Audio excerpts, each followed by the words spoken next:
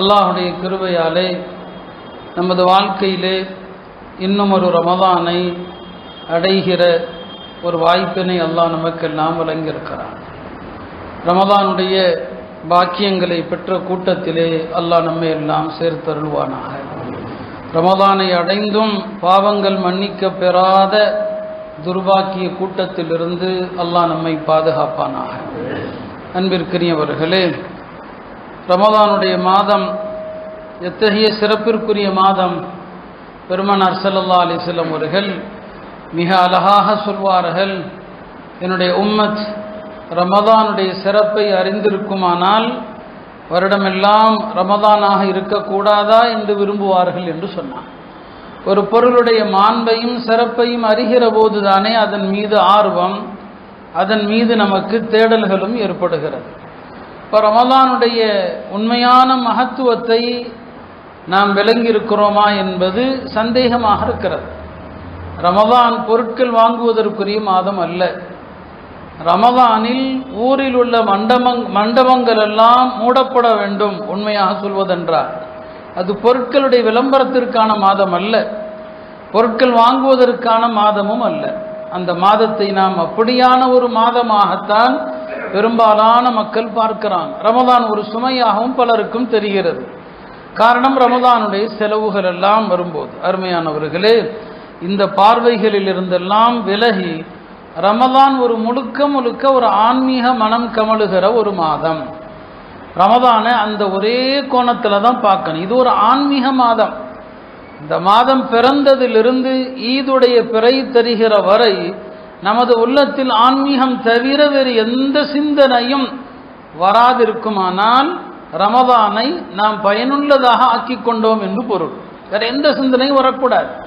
ஏன்னா நீங்கள் ஹதீஸுகளில் பார்க்குறீங்க, வாசிக்கப்படுறதை கேட்குறீங்க. இந்த மாதம் வரும்போது வானலோகம் அதற்காக புதுப்பிக்கப்படுது, சொர்க்கம் புதுப்பிக்கப்படுது இல்லையா? ரமதானுடைய வருகைக்காக சொர்க்கம் புதுப்பிக்கப்படுது. நாம் வீட்டில் ஒரு நிக்காக வருது, ஒரு கல்யாணம் வருது, விசேஷம் வருதுன்னு சொன்னால் வீட்டை புதுப்பிக்கிறோம். வீட்டில் ஒட்டடை எடுக்கிறோம், அழுக்கையெல்லாம் துடைக்கிறோம், வெள்ளை அடிக்கிறோம், பெயிண்ட் அடிக்கிறோம். இதையெல்லாம் நம்ம செய்கிறோம். சில ஊர்கள் அந்த பழக்கம் இருக்குது. நான் இங்கே நினைவுபடுத்திக் கொள்கிறேன். எங்கள் ஊரில் ரமதானுடைய வருகைக்கு முன்னால் ஷாபானில் எல்லா பள்ளிவாசலிலும் ஒயிட் வாஷ் பண்ணுவாங்க, ஹவுதை சுத்தம் பண்ணுவாங்க. வருஷத்துக்கு ஒரு முறை அது கட்டாயமாக நடக்கும். இன்றைக்கு இந்த ஹதீஸை பார்க்கும்போது எனக்கு அப்படி ஒரு ஞாபகம் வந்தது. சொர்க்கம் புதுப்பிக்கப்படுகிறது, ஒருவேளை அதை வச்சு தான் இதை செய்கிறாங்களோன்னு சொல்லி தென் மாவட்டங்களில் பல பள்ளிகளில் அதை பார்க்க முடியும். ரமதானுக்கு முன்னாலேயே பள்ளி எல்லாம் அலங்கரிச்சிருவாங்க. அப்போ சொர்க்கம் அலங்கரிக்கப்படுகிறது அல்லவா ரமதானில்? இப்போ நம்ம வீட்டை ஒரு விசேஷத்திற்காக அலங்கரிக்கிறோம். அல்லாஹ் சொர்க்கத்தில் வரக்கூடிய மக்களுக்காக இந்த மாதத்தில் சொர்க்கத்தை அல்லாஹ் அலங்கரிக்கிறான்.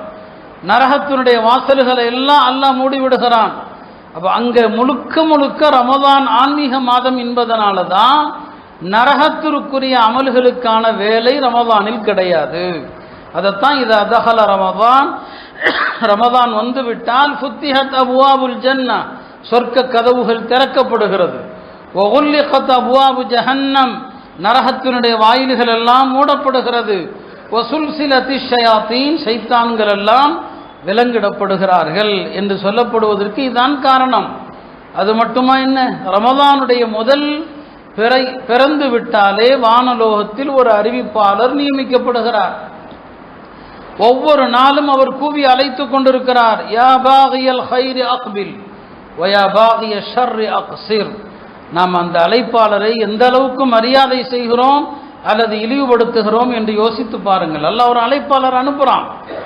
அவர் வானத்திலிருந்து அழைக்கிறார், யா பாகியல் ஹைர், நன்மையை தேடுகிற மக்களே, அக்பில், ரமதான் வந்து விட்டது, இனி நிறைய நல்லறங்கள் செய்ய முன்வாருங்கள், நிறைய நன்மைகளை செய்ய முன்வாருங்கள். வயா பாகிய ஷர்ரி அக்ஸிர், இதுவரைக்கும் பாவங்கள் தீமைகள் செய்து கொண்டிருந்த மக்களே, இந்த மாதத்திலாவது பாவத்தை நிறுத்துங்கள், இந்த மாதத்திலாவது பாவத்தை தொடராமல் இருங்கள் என்று ஒரு அழைப்பாளரை அல்லாஹ் அனுப்புறான். அப்ப பாருங்க, அல்லாஹ் இந்த மாதத்திற்காக சொர்க்கத்தை அலங்கரிக்கிறான். சொர்க்கத்து ஹூருல் ஈன்கள் அவர்கள் மகிழ்ச்சியோடு கேட்கிறாங்க, எந்த இரவு எந்த நாள் இது என்று இல்லையா? நரகத்தை அல்லாஹ் மூடி விடுகிறான். ஒரு வானவரை அனுப்பி அல்லாஹ் அழைப்பு செய்கிறான். இத்தனையும் ஆன்மீகத்திற்கான ஏற்பாடு தானே.